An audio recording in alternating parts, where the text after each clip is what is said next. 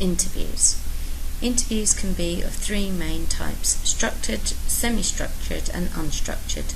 Although they are all types of interview, this should not mask very significant differences between them. Okay, so this is our second form of research methodology.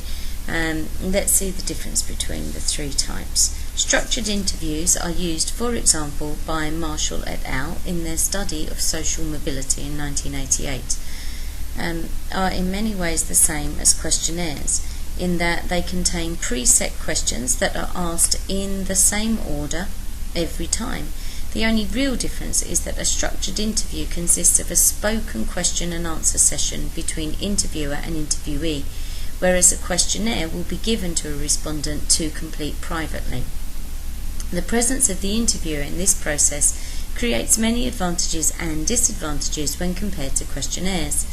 Among the advantages are the fact that questions can be clarified for the respondent, and that an interview is guaranteed to be satisfactorily completed and returned, where a questionnaire may not. Where interviews are conducted by telephone, a potentially wide-ranging sample can be reached. The presence of the interviewer can also be a major disadvantage, in that the respondent may feel more restricted in their answers, particularly if their own social characteristics are markedly different to that of the interviewer. Interviewing is also a far more time-consuming process than administering questionnaires.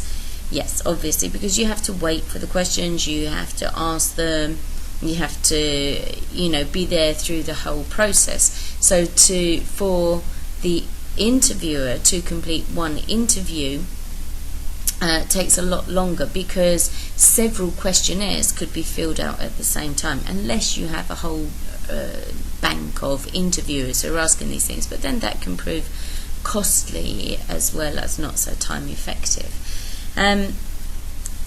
If the person who is asking the questions doesn't have the same kind of characteristics as the person they're asking the questions to, this can cause a problem. So, for example, if I'm asking questions about crime rates and I'm talking to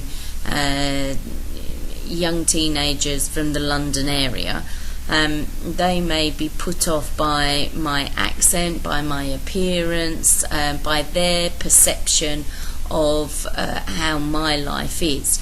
All right, so those things can interfere with what's going on, because people will then think, oh, this person maybe has a preconceived idea of me, as well as them having a preconceived idea of you.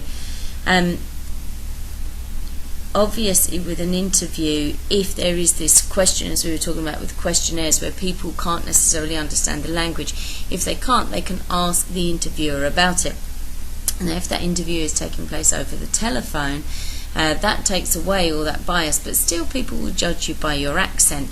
However, I'm sure if you have ever experienced a questionnaire over the telephone, a lot of the times the first thing they will ask you is, do you have time to answer a few questions?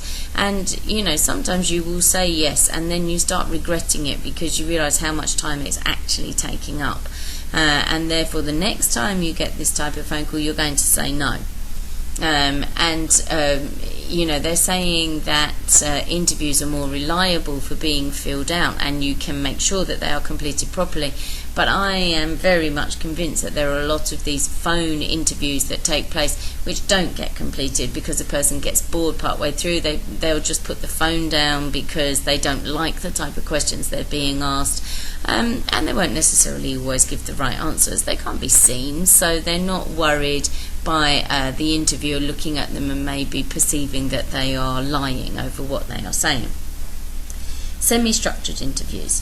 A semi-structured interview is a mixture of structured and unstructured interviewing methods, where a number of questions may be predetermined, but the interviewer may feel free to deviate from these questions to explore issues raised by the answers. It is likely that this approach is more frequently used than is acknowledged, and is seen as simply more natural. The proportion of predetermined questions in the interview will vary according to the purpose of the research and the type of data it is designed to yield. This technique was also used by Goldthorpe and Lockwood in the affluent worker studies. Okay, now, whilst a structured interview may seem like a great idea, because what it will do is give you responses that you can then put into you can put into tables, and you can sort of use it much better. It's much more quantifiable. It's not necessarily going to help the person to understand the reasons behind those answers. So this is why a semi-structured interview may be better, where you have set questions that are asked, but then you can also have more open-ended questions, and you can go with the flow almost of what is going on. Unstructured interviews more resemble conversations than the tightly structured interview schedules of a structured interview. The purpose of unstructured interviews is to gain an in-depth understanding of an interviewee's perception of particular subjects or issues. Usually, the interviewer will allow conversation to develop freely around these subjects, and they will be non-directive and non-judgmental in their own contributions. They usually take place between two people, though group interviews can also be used to gain insight into the collective view, where members of the group can act as prompts for each other. And, often somebody who is on their own may not necessarily want to answer, but within a group, if one person says something, it will stimulate another person to speak up as well. Either to support that person or to argue with them on the point that they've made. So group interviews can be really helpful. The interview session can be several hours long, or, as with Barker's study of Mooney's, constitute several sessions over the course of a week. Notes may be taken of the interview, or it may be taped and subsequently transcribed by the interviewer. If it is more of an open conversation, and if the people, can kind of go off in any direction, it would be very difficult for the conversation to flow if the interviewer was scribbling down everything that was being said. And a person kind of loses their thought and flow of conversation if they kind of look down and see what's being written down, and that, people's natural instinct is to want to read what has been put down about them. And so it would kind of take away some of that freedom of speech, in a sense, because a person might feel inhibited by the fact that they suddenly remember that what they're saying is being written down. So taping an interview can be really helpful, because you can play it back afterwards, you can listen to the ideas again, you can make your notes from there and then put together your data. Unstructured interviews are designed to produce qualitative data, and as such are likely to be favoured by sociologists from an interactionist perspective. They have the advantage that they can be used flexibly to explore issues at a range of levels. And if you look at Barker's research that she did, she could ask the questions, listen back to what she'd found, and then, because she was still within that community, maybe go back and ask more questions if she felt that was necessary to clarify certain issues.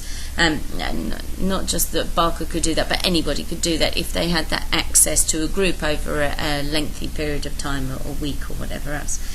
They allow respondents to feel empowered and have some influence on the research process, allowing them time for thought and reflection.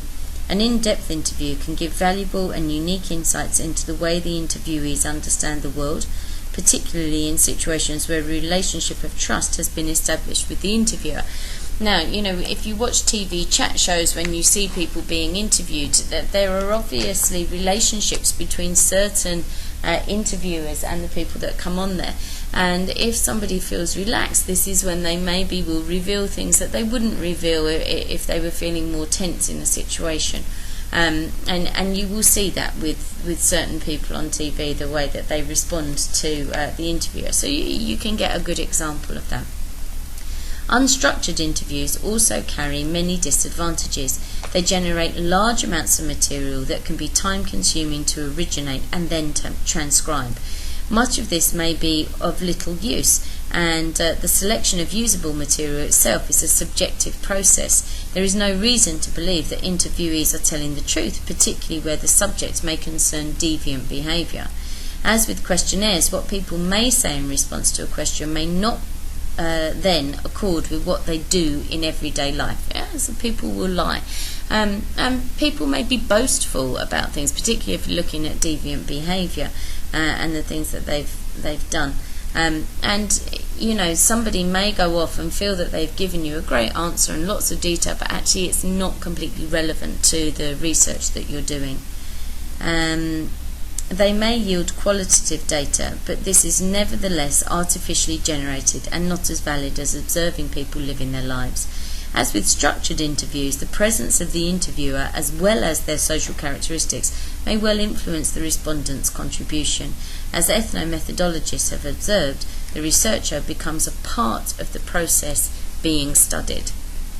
Okay, so yes, this idea that the interviewer will also then bring certain things into it. The questions they ask may be biased from their perspective.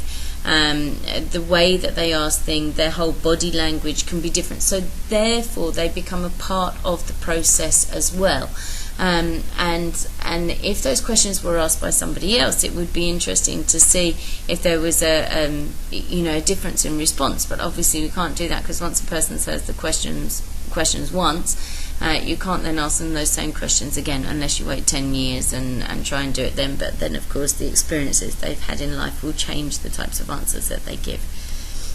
So there are advantages and disadvantages, and you need to consider if you're using an interview, or if a researcher is using an interview, which is going to be the best process to use.